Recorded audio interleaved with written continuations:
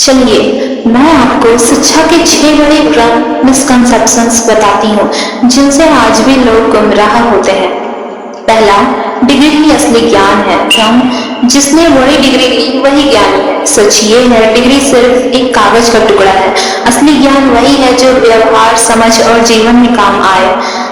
दूसरा, पढ़ाई सिर्फ नौकरी के लिए है।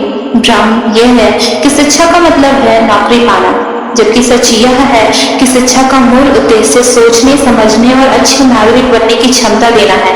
नौकरी इसका सिर्फ एक हिस्सा है।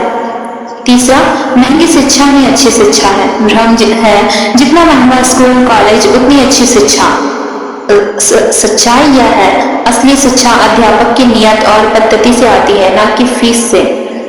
चौथा, रटने से सफलता मिलती है। भ्रम यह है, जो बच्चा ज्यादा रटता है वही सफल होगा, जबकि सच्चाई यह है, रटने से जानकारी मिल सकती है लेकिन रचनात्मकता, विवेक और चरित्र रटकर नहीं आते। पांचवा, पढ़ाई सिर्फ बच्चों के लिए है, जबकि भ्रम यह है, शिक्षा सिर्फ बचपन और युवावस्था तक सीमित है। और सच्चाई यह है कि शिक्षा जीवन भर चलने वाली प्रक्रिया है, सीखना कभी रुकता नहीं। छठा, शिक्षा तटस्थ होती है। भ्रम, शिक्षा राजनीति और सत्ता से परे है। सच्चाई यह है कि असल में शिक्षा हमेशा सत्ता और व्यवस्था से प्रभावित रही है। किसे पढ़ाया जाए और क्या पढ़ाया जाए, यह निर्णय राजनीति और समाज करते हैं।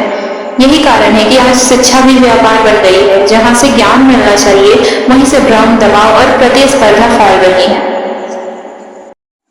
जब प्रेम बंधन बन जाए, कितना अप्रतिम समझाया कृष्ण ने। जब राधा जी ने उनसे पूछा, राधा धीमे स्वर में नयन झुकाए कहती है, कान्हा, यदि हम अपना हृदय किसी ऐसे को सौंप दें जो उसे समझने के बजाय बांध दे, हमारे अस्तित्व को बदलना चाहे, वह व्यक्ति बुरा ना हो पर हमारी स्वतंत्रता छीन ले, तो क्या प्रेम की खातिर यह स्वीकार करना चाहिए?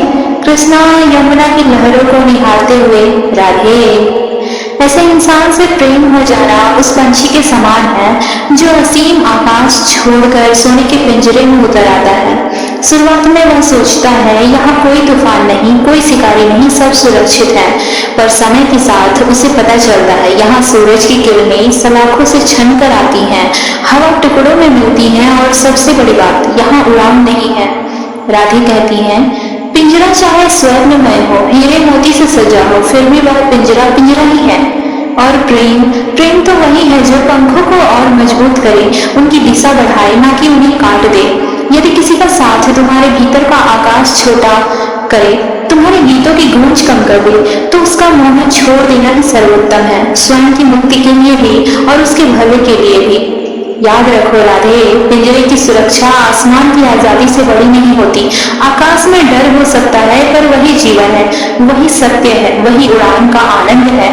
राधा गहरी सांस लेकर नेत्रों में नई चमक के साथ कहती है, तो कान्हा, सच्चा प्रेम वही है जो बंधन रहित हो, जो स्वतंत्रता दे, न कि बंधन। कृष्ण ने कहा करुणा के और शरारत मिश्रित मुस्कान के साथ, हाँ राधे, जो प्रेम पंखों से आसमान छीन ले वह प्रेम नहीं, बस एक सुंदर कैद है, और सुंदर कैद भी अंततः कैद ही होती है। राधे राधे। आर्टिफिशियल इंटेलिजेंस तुम्हारे इंटेलिजेंस को कहीं मार तो नहीं रही? टेक्नोलॉजी का काम ही है चीजों को आसान बनाना, एफर्ट्स ना करनी पड़े, यही विकल्प टेक्नोलॉजी खोजती है। अब इस बात के सही और गलत दोनों पहलुओं पर बात करी जा सकती है। हम आज सिर्फ गलत पर करेंगे। शरीर के एफर्ट्स कम लगे तो मशीन आई और शरीर का इस्तेमाल कम होता चला गया।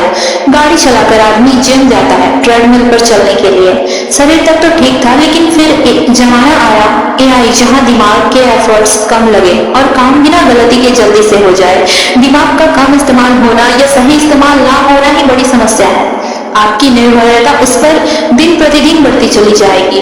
अपना रिज्यूमे लिखने से लेकर एआई टूल्स से बातें करने तक आप अकेले, निरस और इमोशनली कमजोर होते चले जाएंगे। उसके इस्तेमाल से अब आप नहीं बच सकते, क्योंकि वो समय की जरूरत है, लेकिन उसका सही इस्तेमाल करना सीखें, थोड़े सजग रहकर। प्रॉम्प्ट देकर इसे और बेहतर करें नहीं कहना है, आप प्रॉम्प्ट देकर मेरे लिखे को क्रिटिकली एनालाइज करें कहना होगा।